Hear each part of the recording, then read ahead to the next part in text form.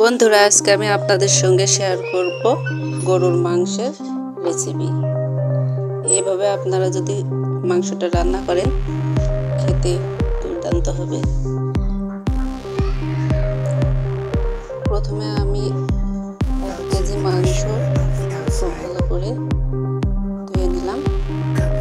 এবার বাটা মশলা অ্যাড করে দিলাম। আদা রসুন বাটা, পেঁয়াজ বাটা, লঙ্কা বাটা, জিরা বাটা, মশলা বাটা, সব আমি বাটা মশলা দিয়ে আজকে রান্নাটা করব। এবার 1 চা চামচ হলুদ গুঁড়া অ্যাড করে দিলাম।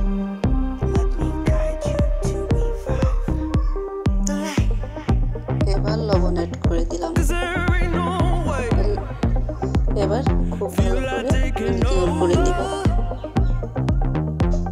এভাবে হাত দিয়ে খুব ভালো করে আপনারা মাখিয়ে নেবেন, তাহলে সব মশলা মাংসের ভিতরে ঢুকে যাবে, খেতে অনেক টেস্ট হবে। এবার আমি ঢেকে রেখে দেবো 1 ঘন্টার জন্য। আমি 1 ঘন্টা পর ফিরে আসলাম। এবার একটা পাত্রে তেল অ্যাড করে দিলাম। এবার কিছু ফোড়ন দিয়ে পেঁয়াজটা অ্যাড করে দিলাম। পেঁয়াজটা বাদামি করে ভেজে নিতে হবে।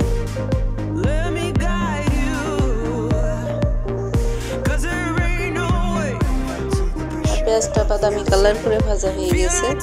এবার আমি 1 চা চামচ জিরা অ্যাড করে দিলাম। এবার ম্যানিকিউর করা ওই মাংসটা অ্যাড করে দিলাম। এবার খুব ভালো করে ভেজে নিতে হবে। এইভাবে নেড়ে চেড়ে খুব ভালো করে ভেজে নিতে হবে, যেন মাংসের কাঁচা গন্ধটা না থাকে। আমার ভিডিওটা যে যেখান থেকে দেখছেন অবশ্যই সাবস্ক্রাইব করবেন, লাইক কমেন্ট শেয়ার করে দিবেন।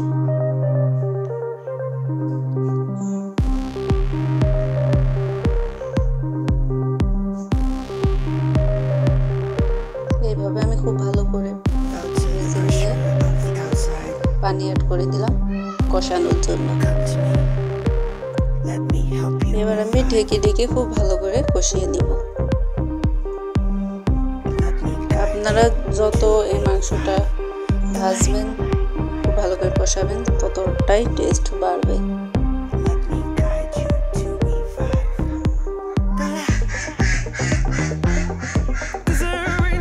এবার আমার ঝোল শুকিয়ে গিয়েছে। এবার আরেকটু ভেজে নিব।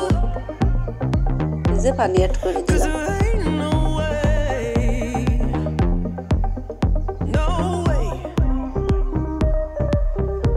এবার কিছুক্ষণ রান্না করে নামিয়ে দিব।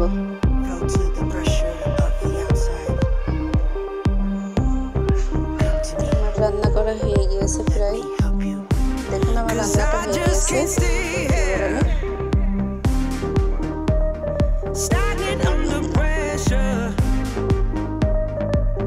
ধন্যবাদ সবাইকে।